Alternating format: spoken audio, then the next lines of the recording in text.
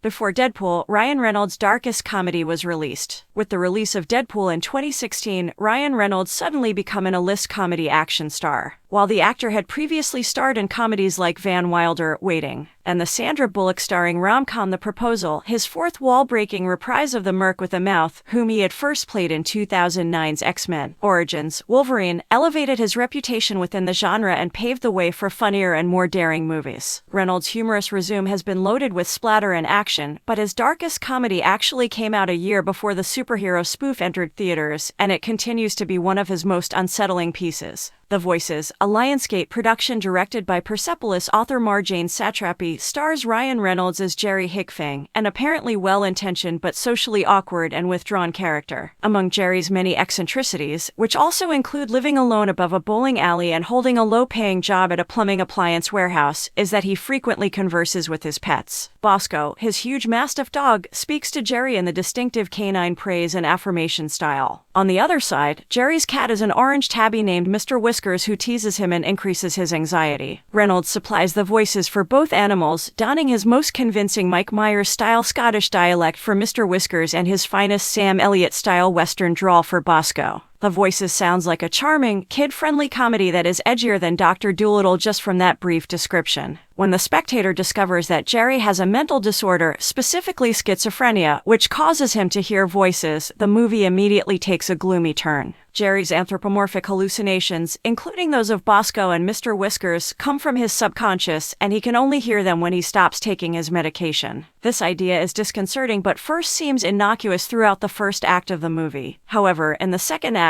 Jerry is driven to commit heinous crimes by the externalized voices in his head. He turns into a serial killer as we watch, dismembering victims and storing their headless bodies in his refrigerator. The heads gradually come to life in Jerry's consciousness and participate in his conversations with Bosco and Mr. Whiskers. The Voices becomes less of a joke towards the movie's end and more of a psychological thriller and a compelling character study. Written by Michael R. Perry, who also wrote the screenplay for Paranormal Activity 2, the picture embraces horror iconography throughout, with unsettling scenarios, unsettling tension, and enough gore and blood to match Deadpool as Reynolds' most gory movie. However, Reynolds puts in the most effort to make The Voices a terrifying experience. He does a remarkable job portraying Jerry. Jerry is quiet and odd, a far cry from the affable Van Wilder or Wade Wilson. At first, he exudes a charming optimism that even causes the spectator to feel sympathetic because he seems to treat everyone with care and love. While this empathy never completely disappears, it does become shakier as the movie progresses. We always want to think that at his core, Jerry is a nice person and that his suffering, trauma, and desperation have only forced him to commit horrific acts. But as his misdeeds mount, we find ourselves adrift in a confusing sea of feelings.